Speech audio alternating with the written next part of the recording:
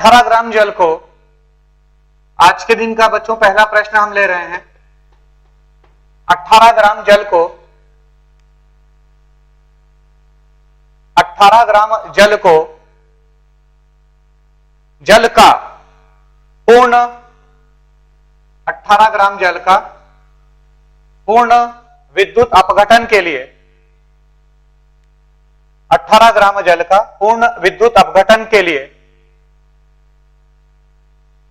2 ampere के धारा के द्वारा, 2 एम्पियर की धारा के द्वारा, विद्युत धारा के द्वारा कितना समय, ब्रैकेट में नोट कर लीजिएगा, कितना समय, ब्रैकेट में घंटों में,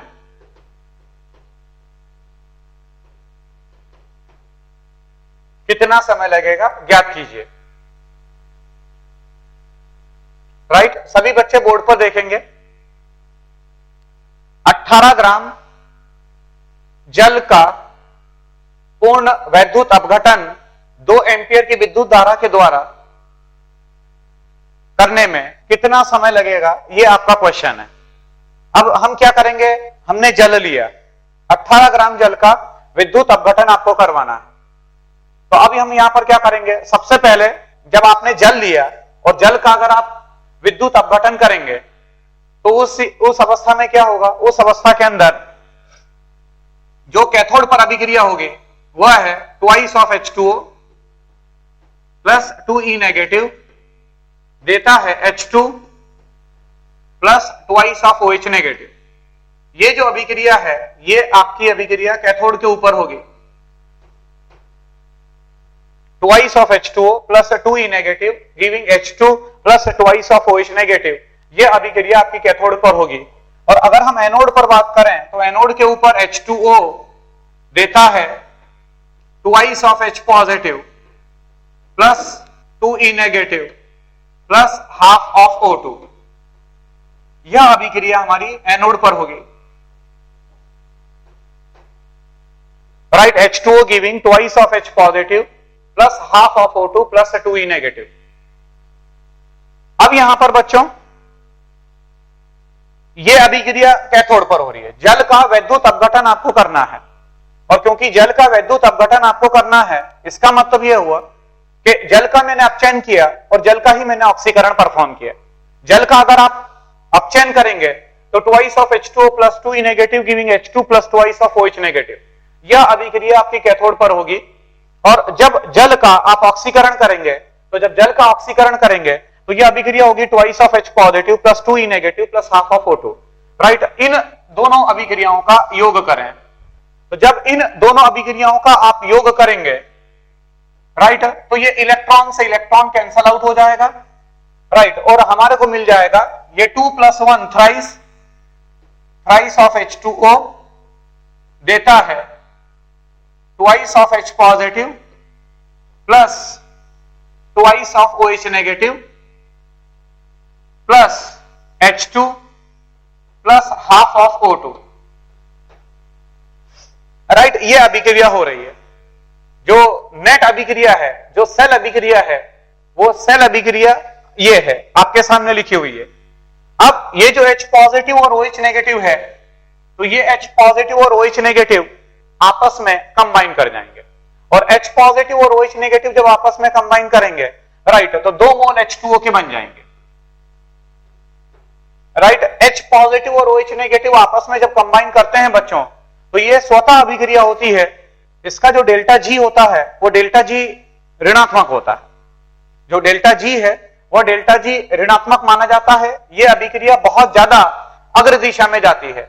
H positive plus OH negative, यह अभिक्रिया बहुत ज्यादा अग्र दिशा में जाती है।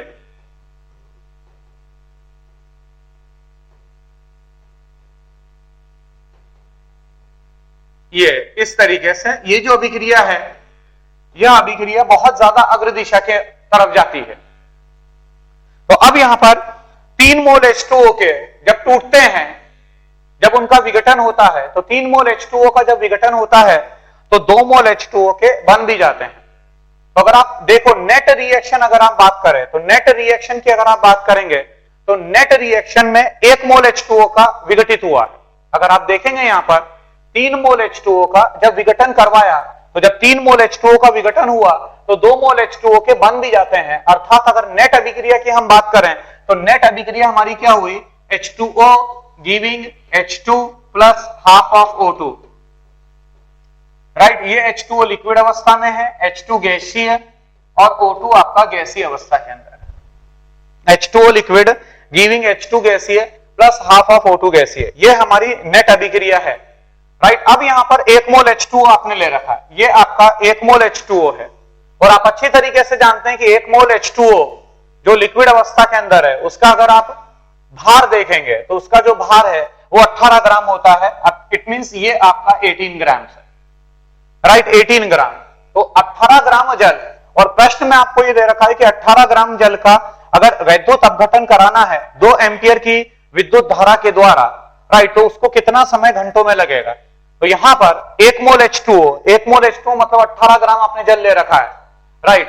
तो इसके लिए आप देख सकते हैं कि यहां पर 2 एम्पियर लग रहा है ना, 2 मोल इलेक्ट्रॉन के लग रहे हैं, राइट। ये 2 मोल इलेक्ट्रॉन के इन्वॉल्व हैं। ये दोनों जो अभिक्रिया है आपकी, जो कैथोड पर और एनोड पर हो रही है, इसमें अगर आप देखोगे तो 2 मोल इलेक्ट्रॉन इन्वॉल्व है। और आप अच्छी तरीके से जानते हैं कि 1 मोल इलेक्ट्रॉन के ऊपर जो आवेश होता है वो 1 फैराडे का होता है, राइट। 1 मोल इलेक्ट्रॉन के ऊपर जो आवेश माना जाता है, 1 मोल इलेक्ट्रॉन के ऊपर जो आवेश है वो 1 फैराडे के बराबर माना जाता है।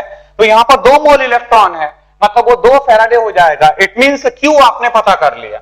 Q का मान कितना आ गया, 2 फैराडे आ गया। 2 फैराडे मतलब 2 इंटू 96500 कूलम आपका आ चुका है, राइट। अब आप क्या करेंगे, Q is equal to I into T का कंसेप्ट लगा दीजिए। अब आपने आवेश पता कर लिया, 18 ग्राम जल का वैद्युत अपघटन अगर करना है, राइट, तो उसके लिए कितने आवेश की जरूरत है, कितने आवेश की आवश्यकता है, ये आपने ज्ञात किया। ये है हमारा 2 फैराडे मतलब 2 इंटू 96500 कूलम, राइट। अब Q is equal to I into T का कॉन्सेप्ट लगाएं, दैट इज मैं बोलूंगा 2 into 96500 is equal to 2 ampere का करंट है इंटू टाइम जो है ये सेकंड में आएगा। सारे बच्चे इस बात को ध्यान में रखें कि ये जो टाइम आपको मिलेगा ये आपका सेकंड्स के अंदर होगा। ये जो टाइम है this is in seconds, right. अब आपको घंटों में निकालना है, तो घंटों में निकालना है, इसका मतलब अब आप इसको 3600 से डिवाइड कर दीजिए। ये मैंने इसको 3600 से डिवाइड कर दिया, तो 3600 से जब मैं डिवाइड करूंगा, राइट, तो ये मेरे को टाइम मिल जाएगा घंटों के अंदर, राइट। इसको अब आप सॉल्व कर सकते हैं।